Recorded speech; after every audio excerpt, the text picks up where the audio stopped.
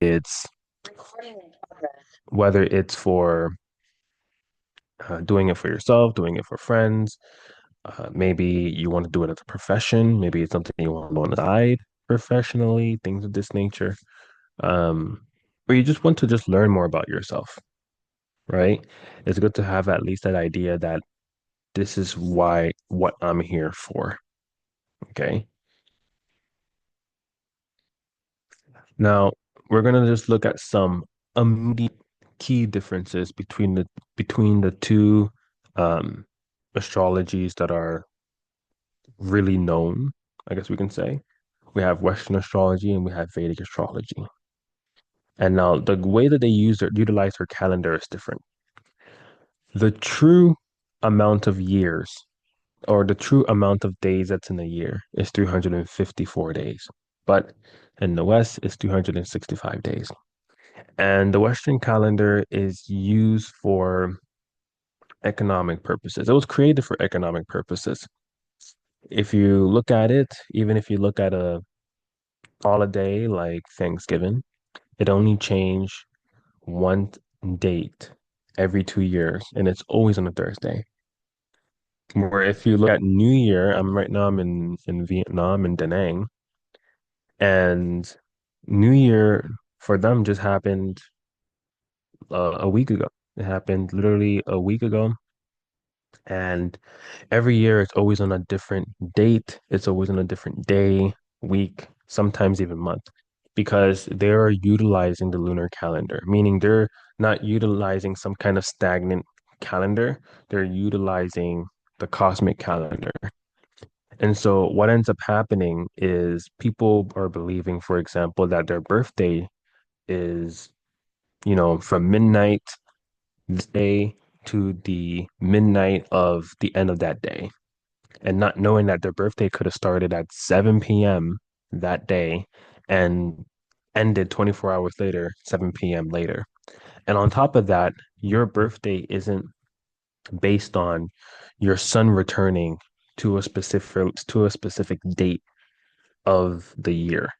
Your birthday is when your moon is returning to the nakshatra that you were born under. Okay. So, like, if you ever hear about any of the Dev or Devatas, as in God and goddesses, you would hear like, oh, Krishna was born under this nakshatra. This one was born under this nakshatra. Is always based on the nakshatra that were born under, not the date that they were born on, because the date is not reliable. It changes very rapidly.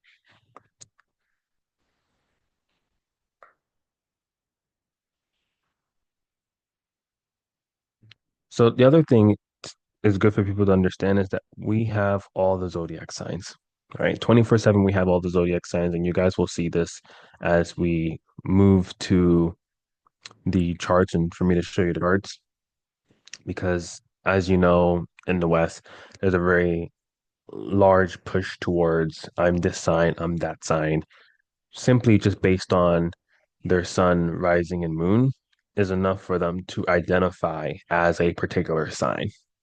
And the dangers of that is that they're neglecting everything else. They're neglecting all of the other planets, and just it's technically not even true, because the reason why you have 12 houses in the first place and you have 12 zodiac signs is because each house has a zodiac sign, and all the zodiac signs stay in chronological order. They don't mix around or anything. They're always in the same exact order, just rotating. So that's also very important to know that every hour of the day we're going through a different zodiac sign, and of course it is affecting us all differently.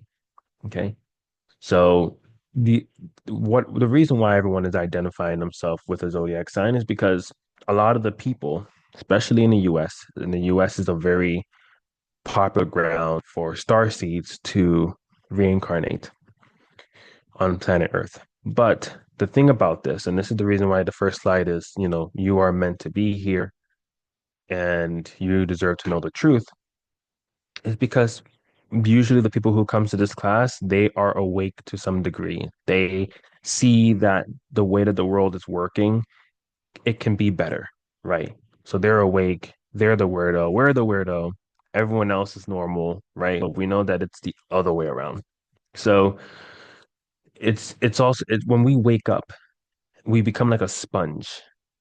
And so astrology is one of those avenues where people kind of just want to identify themselves as something because they feel like, well, now I became nothing because my old identity went out the window. So now I'll become something again, but I want to decide what I want to become. So when they get to astrology, they're basically eating up that vision that's there of I'm this sign, I'm that sign, I'm this, and this is who I am. When it's much more complex than that. Okay. Let me just check the question here. I'm interested in occultism, and I find Vedic astrology magic of the human body itself. So it's an honor being here, learning the true metaphysics side of astrology instead of the superficial pop culture astrology. Yeah, it's a pop culture. They take a very complex science and make it kind of they dilute it to spoon feed to people. But what ends up happening is all of the science is lost in the process of diluting it and making it easier for people to understand. It's much deeper than just, you know, and where your sun is located, because we don't know how your sun is being influenced. We don't know how that house is being influenced. They don't even know their houses. Then there's nakshatras, and there's padas, then there's aspects, so many different things in order to make a conclusion about just one single thing. Like I was having um a conversation yesterday with someone who's going to become a student soon. And, they were telling me that in Western astrology, the moon or Cancer is mother. And I was telling them that, well, at first they said that Cancer is children. And I said, Cancer are not children because Cancer represents mother. It's coming from the fourth house, it's mother. When it comes to Leo, that's children. Because what creates children? The other things that are associated with Leo, speculative gains. You don't know if you're going to get a boy and girl, but you're creating a being. Leo is also from the fifth house. It's also about romance and relationships. It's also about past life deeds and ancestors. So it is a very common thing to see that people's children are reincarnations of their ancestors, of someone maybe they even knew while they were living. That's the reason why you have so many cases where children are remembering their past life and are just like, maybe their father died or maybe their mother died, and they're telling them about memories that they have, you know, um, before passing away or in that lifetime, and remembering that they know them in this from a previous life. So let's see here. So now also be careful who reads your chart. And this is very important because I've had more than enough people come to me and tell me about situations where when they're getting someone to read their chart, and the people who are reading charts or doing any kind of reading, whether it's throwing a leaf in the air and using their intuition to dictate what the leaf is saying, or doing a coffee reading or a tarot card reading, it doesn't matter. But especially when it comes to astrology, because if someone is able to know to be able to read a chart in the first place, right? And we're going based on zodiac signs, it's very, very surface level. If they know the deeper meaning in astrology and they don't have the best intentions, they end up usually gravitating towards um, what the news media use for making people believe what they say, which is fear. There was a meme that I shared recently, maybe a couple months ago on Facebook about Western astrology, and the woman was like, she was like, maybe I should pull it up, but she was like, I'll add it to the slide next time. She said, oh, everything looks sublime and beautiful, and you know everything is meant for you, and you know the pop culture astrology is kind of like, oh yeah, you know everything's gonna be great, and then just being all like positive, which is it's great, but right when people are wanting solutions, that's where it kind of goes out the window a little bit. It becomes kind of like it almost feels like you're asking for a friend for advice rather than them actually being able to look at your chart, or they connect a lot of things that they feel with what they see in the chart, but they don't actually know themselves, and you have no choice but to believe in it, which is why when you get a reading from one person and another person and another person, it tends to differ because they're all just connecting what they feel with what they see in the chart, right? So that we have that one, right? And then the second person was some Indian guy, and he was like this, all like boasted up, and he was like, your this house is conjuncted with this, so it loses all of its good qualities, and the sky is going to burn, and you're going to be left with no home. And you know, it tends to be more accurate, but people who are doing that, they're basically instilling a lot of fear into them.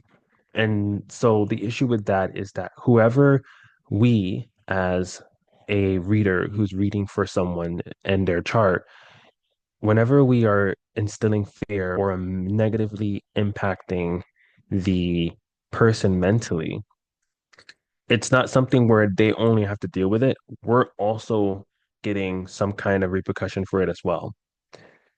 Because the grahas, the planets, are watching us when someone is giving us permission to look into their chart. Okay. It's a very intense thing to do. And literally 99.99% of my clients and students are women. So when it comes to things like children, I have to be mindful of what I'm asking them, what I'm saying. When I am speaking about things like marriage or relationships, I have to be mindful. I can't just blurt out whatever I see in a chart all the time. It also depends on their age, depends on their situation, and so many different things, right? But just take into account that, you know, if you feel you have to be very basically what I'm saying, you have to be very protective with yourself, very protective. Even when it comes to me, not that I have any malefic intent, but I can also say whatever I want, right? But just be very mindful because just because a person is being nice to you and they're putting a smile on their face and they're saying a lot of sweet things does not necessarily mean that they are fit for reading your chart or giving you information. Okay.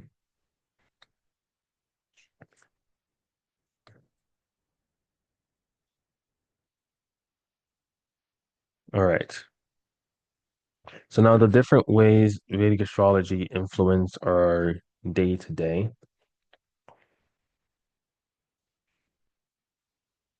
We'll go to the example.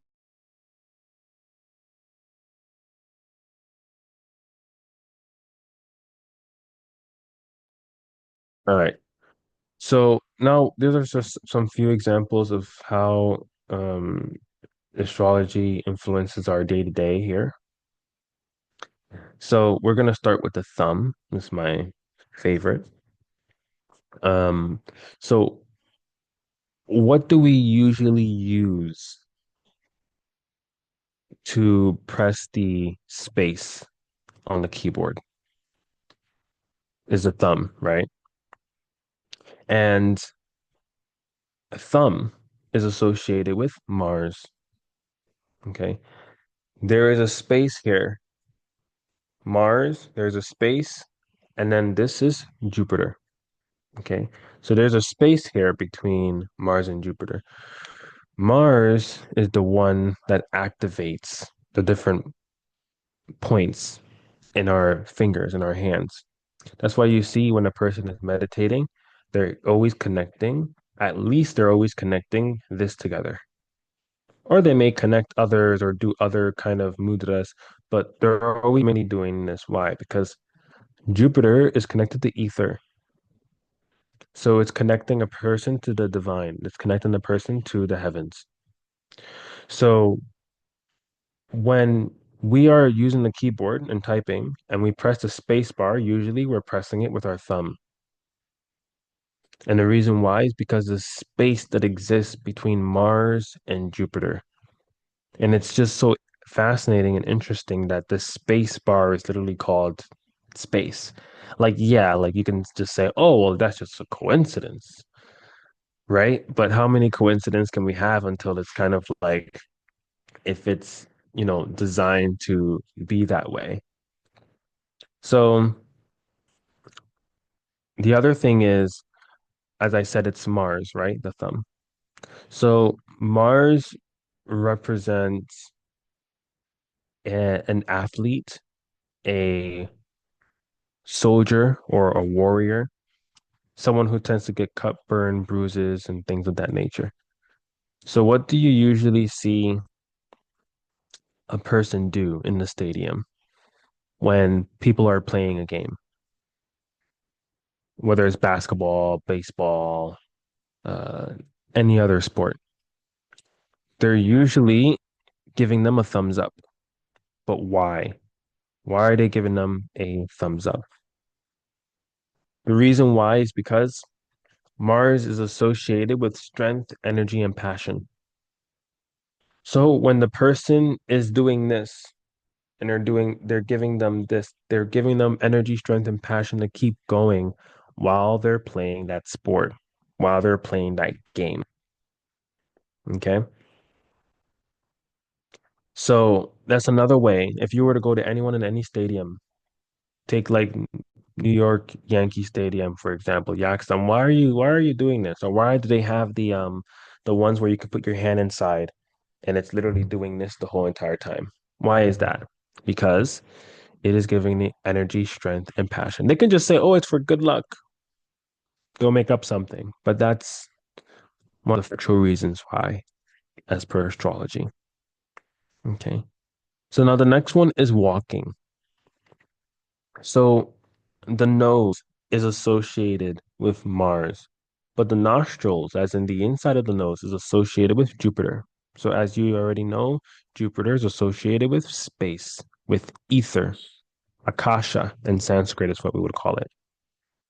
So because of this, you ever notice that when a person has creator's block, meaning they're not able to come up with an idea or they feel stuck when it comes to writing or creativity, whatever the case may be, they go for a walk. The walk itself allows them to clear their mind. It's also really good for their mind, also really good for their bodies, one of the exercises you can do. And all of a sudden, you ever notice when you're doing something else, sometimes you get like the greatest ideas. Like you can be cleaning in your house, and then all of a sudden, some great idea that couldn't come to you when you were creating some project, all of a sudden just lands in your head. You're just like, you have to stop cleaning and go ahead and start taking notes or something, right? So that activity of going to walk, when you're breathing in that new fresh air, when you're walking, it's actually activating that Jupiter, your nostrils, and it's allowing you to get new ideas. It's clearing up all of the brain fog. It's clearing up all of the stuck that you felt earlier. And now you're able to just get all these amazing ideas that you wouldn't have otherwise by just sitting down and trying to write it down on the paper. Okay. And when we think about it, air carries a specific element. Air itself is an element, but what is carried in air? It's not only oxygen, but it's also prana.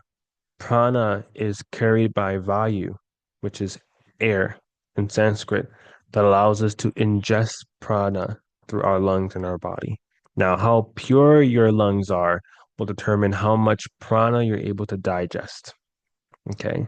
But that would then mean that you need to increase your oxygen level in your body in order to digest more prana. Now we have payday example. So what the majority of people gets paid on Friday? Because it's Shukra Day. It's Venus Day. Venus is a significator of liquidation. Okay, that's the 11th house. It's the house. And we have a thing called Bhavat Bhavam, which is the relationship between the houses. The 10th is the karma, the activities that we're here to do, fulfill in society. So the relationship it has with the next house is that house is the house of liquidation, gains. It's the things that you're getting for the karma that you're fulfilling in society. And one of the karaka of that house, or significators in English, is Shukra, is Venus. So we tend to get paid on Friday because Venus, that's the day of liquidation. Now, there are many other great things you can do on Friday. That's the reason why a lot of people, majority of couples, go out on dates on Friday. Because yes, Venus is the significator of liquidation, but it is also the liquidation of relationships, right? So naturally, people go out on Friday to get paid on Friday. They're able to go ahead and spend their money. Now, the other day that people tend to get paid is a Thursday, and that also has significance. That is Guru Day or Jupiter. Jupiter is known as the significator of wealth. Where do you get your wealth from? So, like, I was just doing a planet of the houses reading for one of the students last night, and we were going over his Jupiter. And based on where his Jupiter was located, we were able to tell where one of the places where he gets his wealth in his life. So he knows where to put his energy towards to get that kind of income or outcome when it comes to his bank balance. And then we have a little bonus here that I put, which is suffering. And basically, this means that whenever a person is at their lowest in their life, when they feel like they hit rock bottom, what is one of the deepest signs that exists? Deepest is the sign that's associated with the eighth house. And the eighth house, it is the house of secrets. It is the house of unexpected events. It is the house of death and rebirth, the house of emergencies, things of that nature. It's even the house of insurance. So, like, if someone passes away and then you end up getting money from that, for example. So, and that is shown there in that eighth house. Eighth house is other people's money. So because it's the house second to your partner, which your partner would be in the seventh house, whoever you deem to marry, the second house would be their bank balance. So let's say if they were to pass away, then that activates that second house and you end up receiving those funds, life insurance, for example, or whatever they owned, right? But the main point that I'm making here is the suffering that a person experiences in the eighth house. And whenever they feel at the rock bottom, at their deepest point of their life, they have no choice but to look up. And when they look up, what are they looking up at? They're looking up at the next house. And the next house is the ninth house. It is basically like looking up at God because ninth house is religion, spirituality, long distance travel. So whenever you see someone hit rock bottom, they may go and travel to do some retreat, whether it's a health retreat, a Vedic retreat, maybe an astrology retreat, whatever, to get better. Maybe they go ahead and travel to India for some solution or to meet a guru, or all of a sudden a guru pops up in their life, or a mentor or a teacher. And you would even see that they may get and start getting into yoga. They may start getting into some kind of system of beliefs. These are the things that happens naturally, and you can see why. Sometimes a person needs to hit rock bottom in order to get to that point. A person doesn't have to hit rock bottom, but sometimes they need to experience some kind of um, limitation or uncomfortable in order to then be moved to a different location. Otherwise, if you're comfortable all the time, you're not really going to move anywhere. You're just going to stay where you're comfortable. Because otherwise, why would you move? Right. So now what we're going to do is we're going to start going into a little bit and start going into a little bit into the education before we start going over retrogrades. Okay. So one of the most important things you need to know about your landing on planet Earth, the planets were not located where they were at the time you were where your birth happened. Because you were landing on planet Earth at that time, location, and date, the planets were in those specific locations to accommodate your requests of landing into that new body. Okay. You are not an orphan and you are not an accident. This is very, very, very important to know. And I tell this to every single person that comes because A lot of people feel like they're an orphan. They almost like, what am I doing here? Like what's the point, right? And it's a nice reminder to know that it's not like, oh, this is when I was born and this is what was in the sky at the time.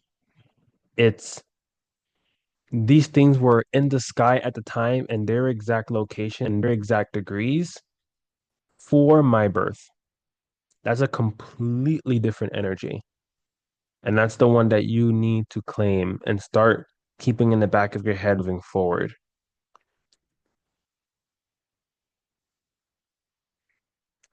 So let's get into the education a little bit and then we'll get to the charts, okay?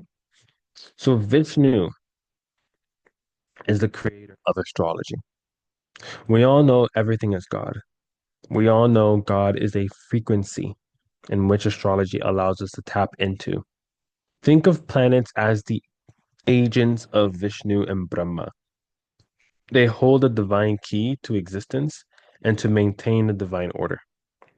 Astrology is the snapshot of the order divine wants us to follow.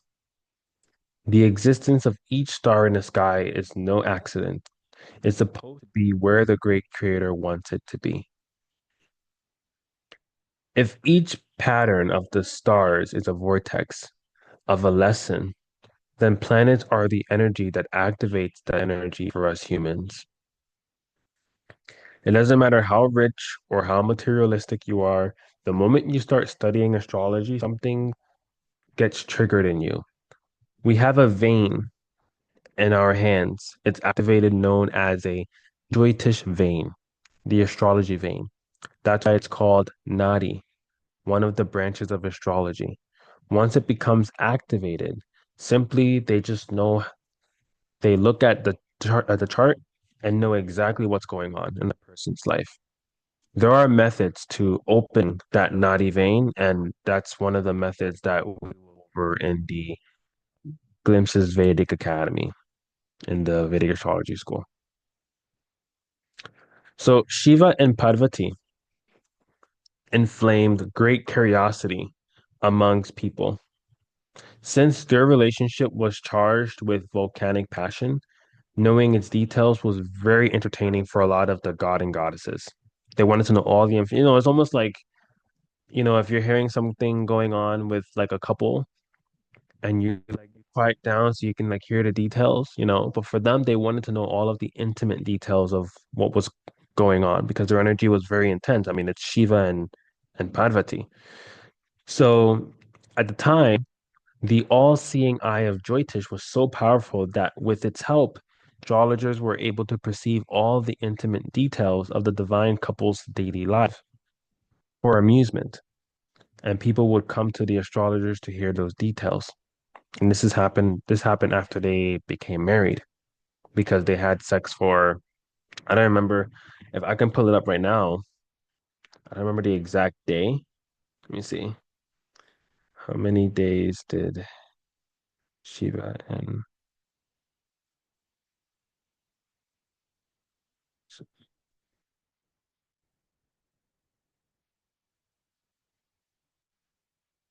yeah, they I mean at least for like 43 days. But they had sex for a long time. It was a completely different energy.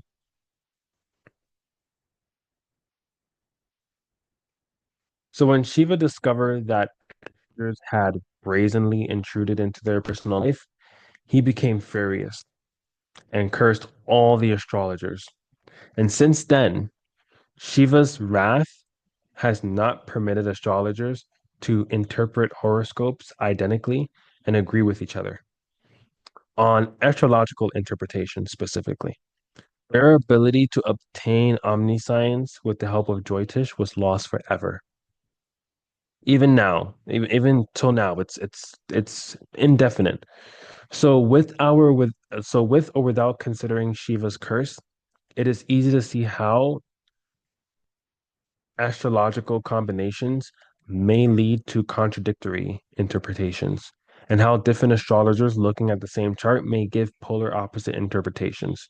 For example, it is not unusual usual to find six planetary indications for prosperity and another six for poverty in the same chart. In this situation, the astrologer's ability to look beyond the mere calculations is called forth. Intuition or divine insight is vital for the correct interpretation. So, genuine astrologers have to use rational methods and intuitive powers to complement one another.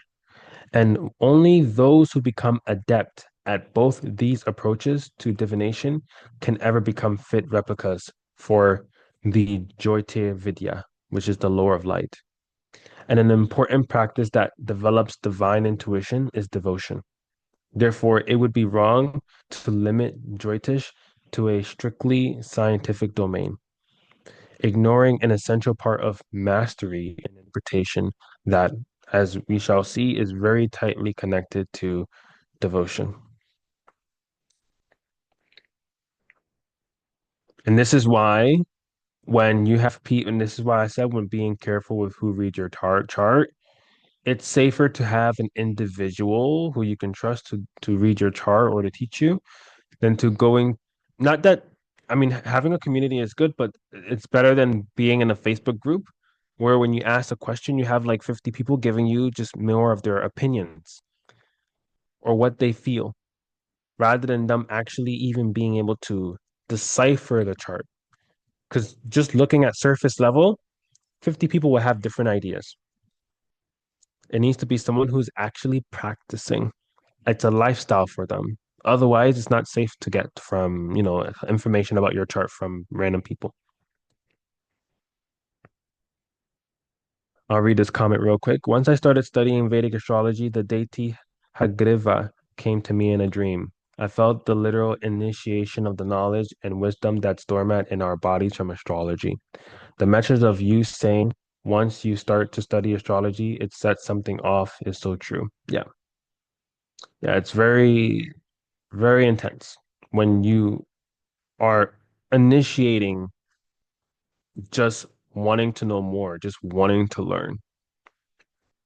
So, astrology is the study of our previous actions and how it defined our path to ultimately to God. So, all other mundane matters come later, like wealth and status. If astrology doesn't liberate you to become a better human being, then there's no point in learning.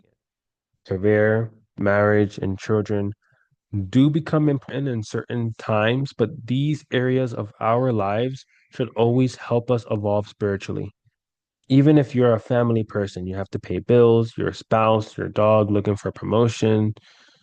Even then, you're trying to do these actions to get closer to God.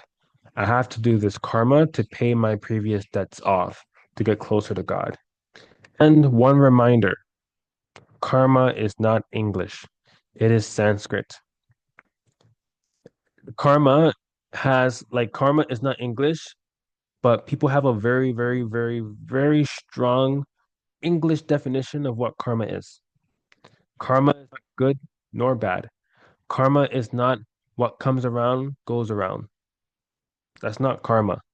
That's that's westernized punishment of you break the law, you go to jail. Because someone, as per karma, can do something that we may deem bad or illegal, quote unquote, and it's act because it's not actually inherently creating suffering for other people.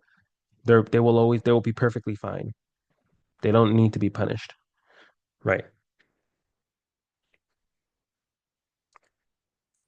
So now we're gonna go over some basic Sanskrit names of that's used in astrology and Vedic astrology. So the terminology at least. Okay.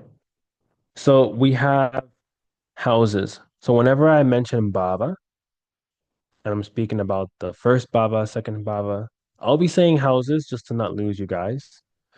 If you guys are new to this, but houses is Baba. Zodiac sign is Rashi. Okay. Planet is Graha.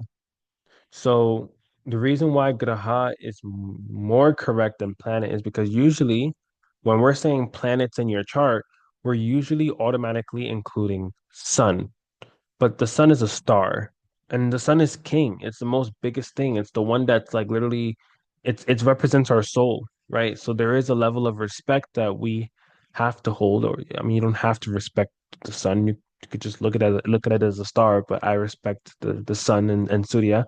And so when we are speaking of planets, planets basically mean empty vessels moving through space. Graha, on the other hand, means that which moves across the sky. Much more poetic, much more romantic per se. So when you speak of planet and saying these empty vessels across floating in space, it's very lifeless.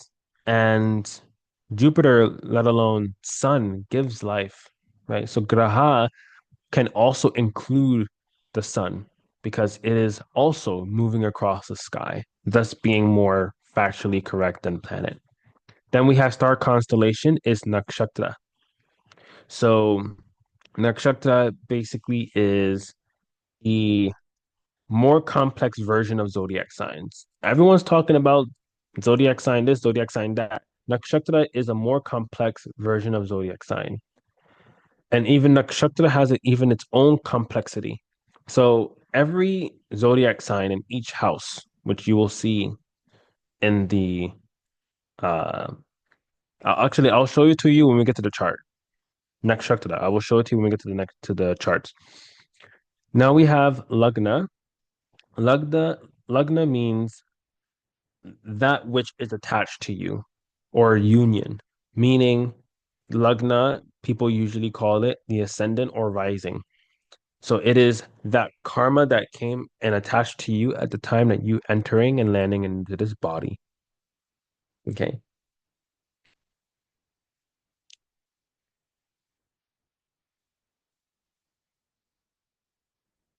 Okay. So we have the first house here. I mean the first chart. Okay. So I was gonna explain lagna, right? Well, I didn't mention lagna. I didn't say how lagna was created. Lagna would be here. This is you see the AS, that's ascendant.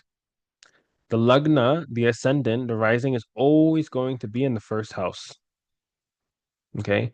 And just for you got for those who don't know, this is the North Indian chart. Um, and then the South Indian chart is more of a square. The North Indian chart is more of a diamond. The North Indian chart is influenced or ruled by Shukra, which is Venus, and the South Indian chart is ruled by Jupiter. Okay. And because I have a more dominant Venus in my chart, I naturally gravitated towards reading the North Indian chart first. But at the moment, I am learning to read the South Indian chart. It's good to learn both because the North Indian chart is the feminine part of the brain, the feminine hemisphere. So it is the right side of the brain. And when you learn to read the South Indian chart, it is the masculine part of the brain, the left hemisphere. So knowing how to read both and constantly interacting with both not only activates but balances both hemispheres in the brain. Okay. This is all geometry we're looking at here, right? So, okay. So when it comes to Lugna, the rising or ascendant is created based on whatever sign that is rising in the east. That's the reason why it is called the rising sign, right? The rising or ascendant is whatever sign is ascending in the east, because that's where the sun rises in the east, at the time that you're born and the location that you're in. Meaning that this is what? This is the east, because this is where the sun rises. This means this is what? This is the west, meaning this is north and this is south. Okay. And we'll get into some other stuff about that in a second. But when it comes to what was it that I wanted to go over? Let me just go back. I forgot. Nakshatras, yes. Nakshatras is so you see these degrees here, right? and you see these numbers, each of these numbers is a zodiac sign. So you can see there's 12 houses, first house, second, third, fourth, fifth, and you can use this as reference. You see the little first house here, second house, third house on the edges of the chart. And then we have all the way to the 12th house. And then we have first house again. And you see every single house has a zodiac sign. So this is what I mean by we have all the zodiac signs. Yes, your sun may be in Sagittarius. Yes, this house may be what people in the West say empty because it doesn't have a planet. It's not empty. This sign, this Rashi, is ruled by a particular planet. And so, based on the planet, where it's located, and the counterpart, as in the other side that it rules, it's bringing that energy towards this, including the planet that it's conjunct with, is bringing those qualities here, and that's where you're able to make the interpretation and start looking at other things in order to be able to make that conclusion as to what's going on. So first of all, there's no such thing as an empty house. Okay. Yes, there's such thing as a house that doesn't have a planet, but it doesn't mean that it's not being influenced or ruled by a planet. We call that the dispositor. So the dispositor or lord of a house is based on the ruling planet of that sign. Okay.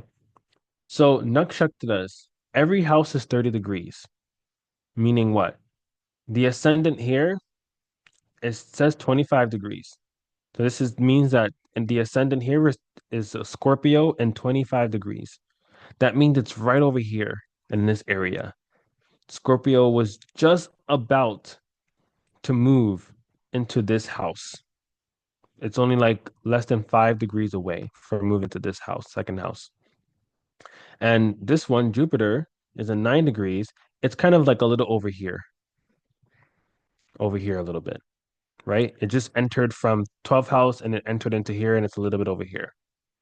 Now, why this is important? Because every house is 30 degrees. If you divide the 30 degrees or every zodiac sign, if you divide every zodiac sign by 3, then you have 10 degrees, 10 degrees, 10 degrees. Each of those 10 degrees is what we call a nakshatra, which means our constellation.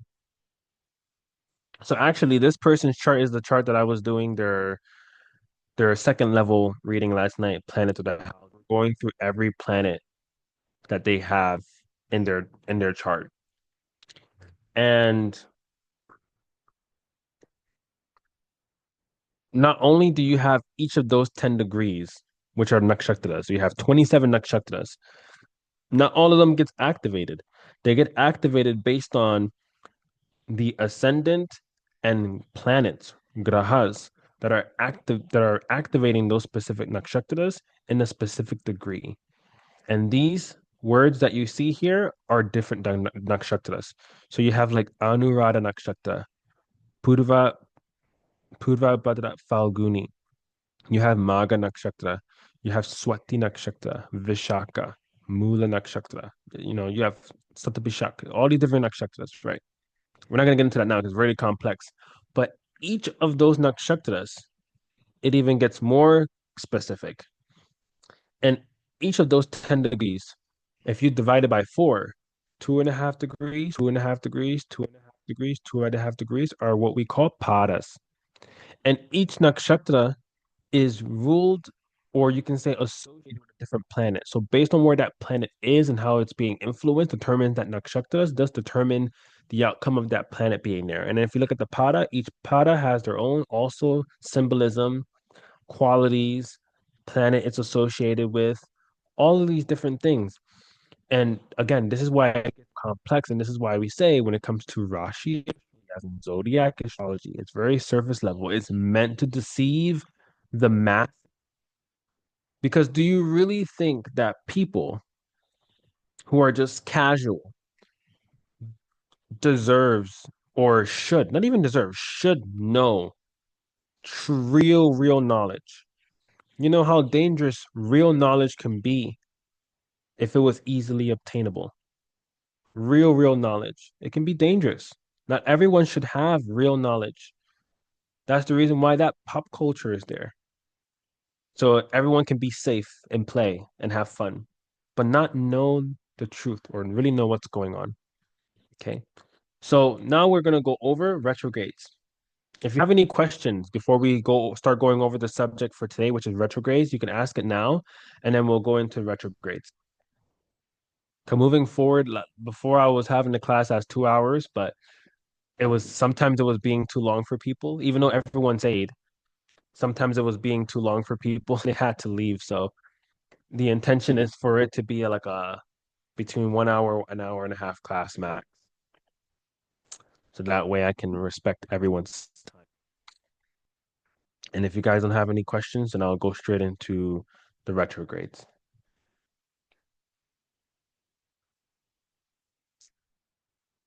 Okay. It looks like we don't have any questions, which is good. It's okay. Okay. So retrograde. I'm sure that most of you know, but if you don't know, retrograde is when a planet is mm, when it's slowing down. It's not specifically stopping and like physically moving backwards, but it is perceived that way because everything is still moving forward. So because everything is still moving forward, it's perceived as the planet is moving backwards, but it's basically just slowing down, which is moving at a slower speed. And there's just different ways that it can be interpreted, but it's one of the ways that it's interpreted, okay?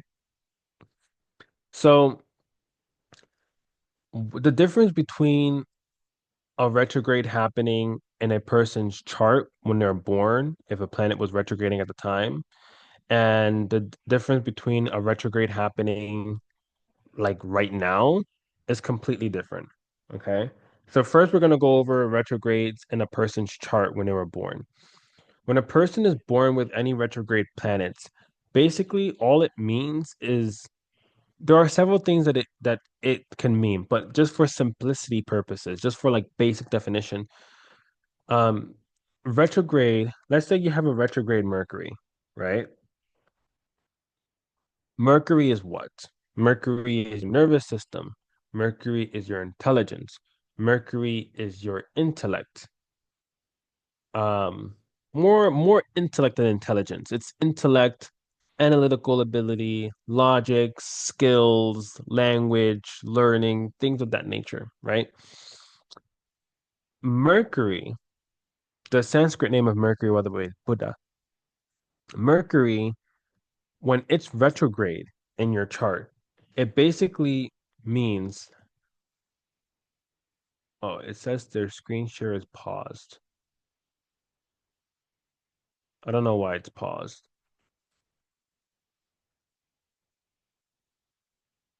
Let me stop and share it again.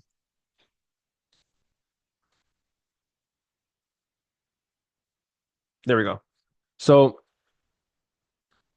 Mercury, when it's retrograde, it is also a person's memory.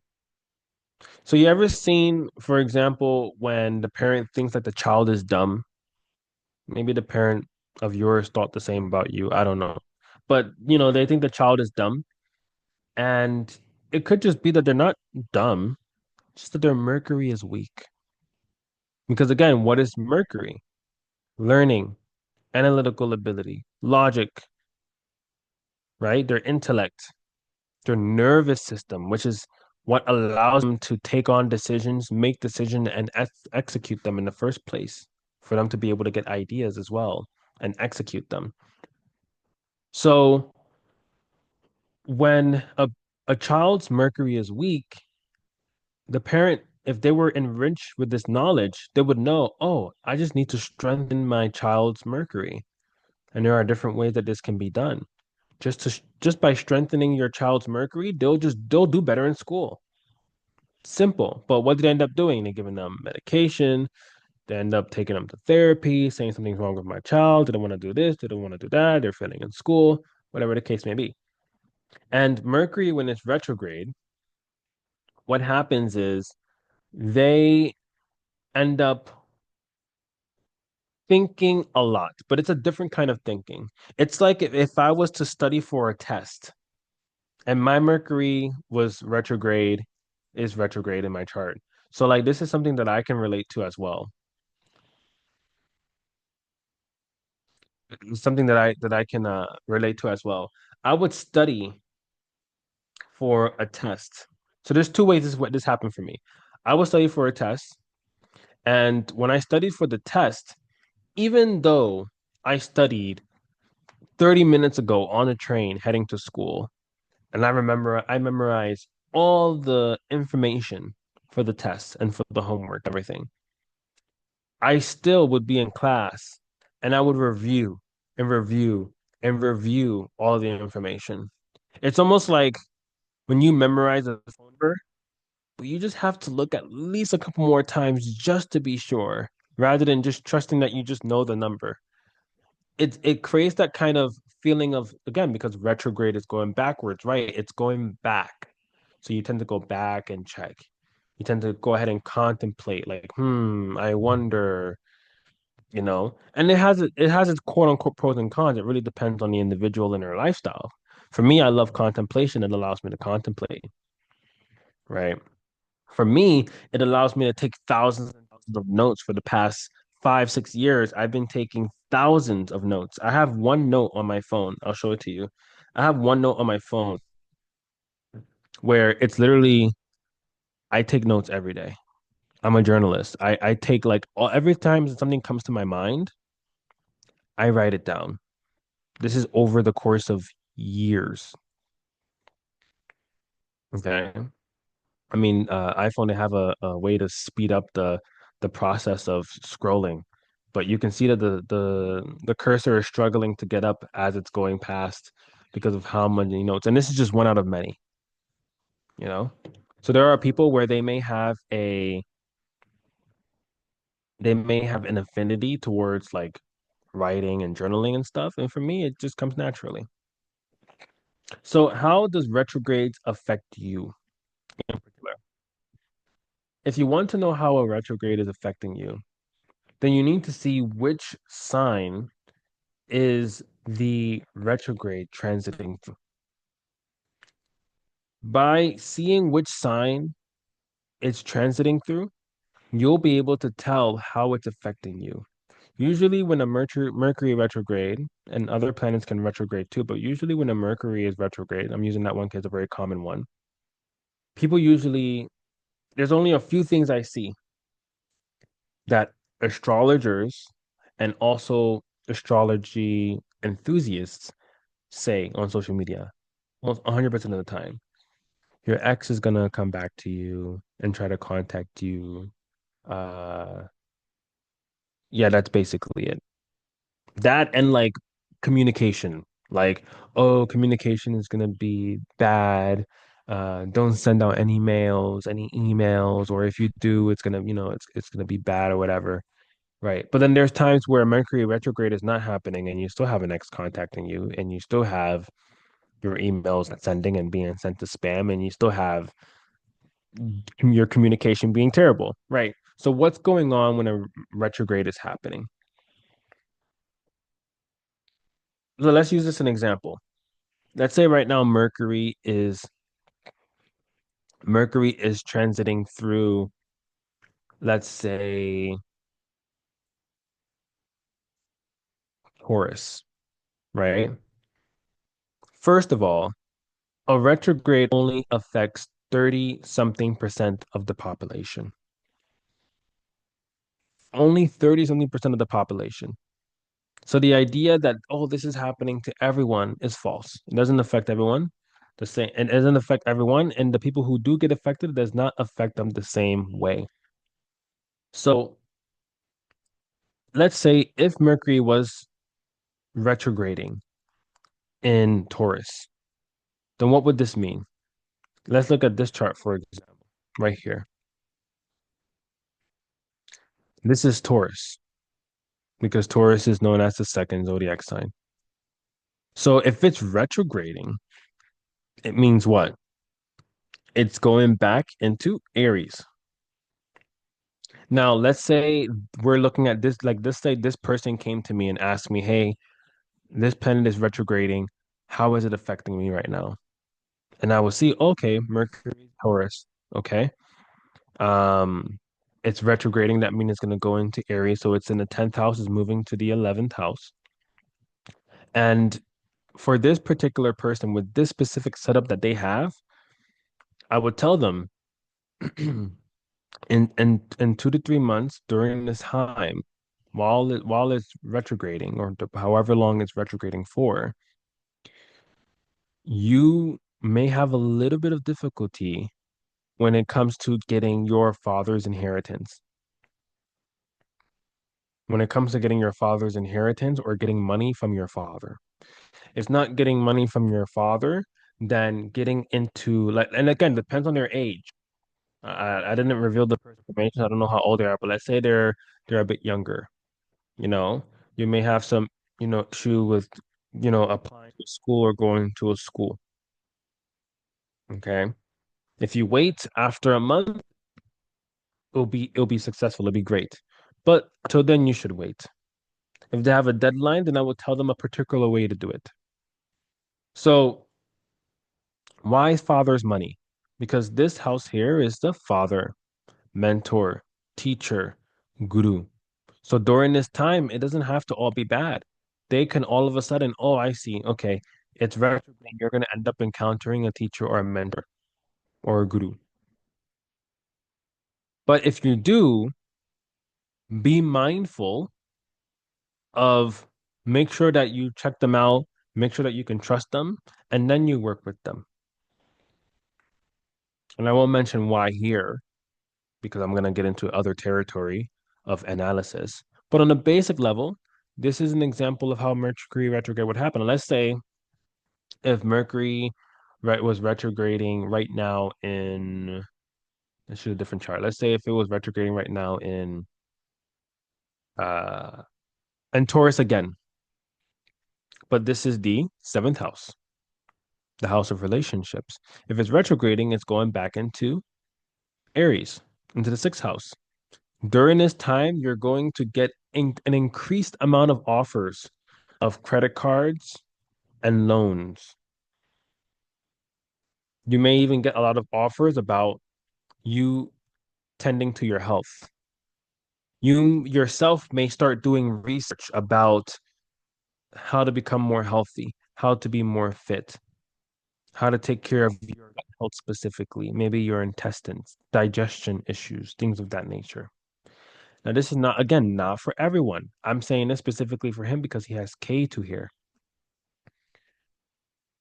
So that's a very violent placement in terms of K2.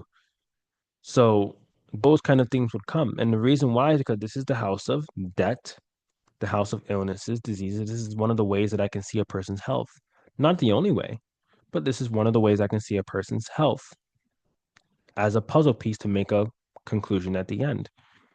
And I have seen this where people end up getting in during that time when the retrograde is happening. Maybe they bought like a $4,000 ring.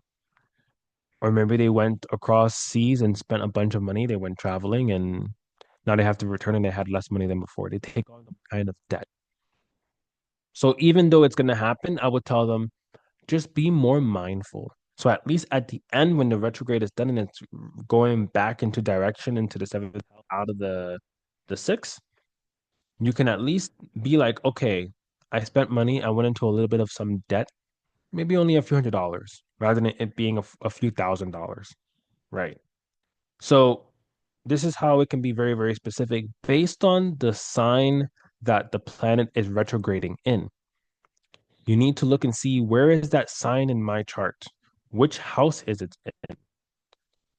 And then you'll be able to see where it was, where is it going to, where is it retrograding to, as in so you have to also know how many degrees is it retrograding into? Is it retrograding into a specific nakshatra, into a different nakshatra? Is it retrograding into a completely different house? And if it is, how is that affecting me? That's where it gets complex. It's, it's not the idea that, okay, it's retrograding. Which one is it? Mercury. Okay, communication and people in car crashes and my ex is contacting me. It's different for everyone, and that's just a very generic way, you know. So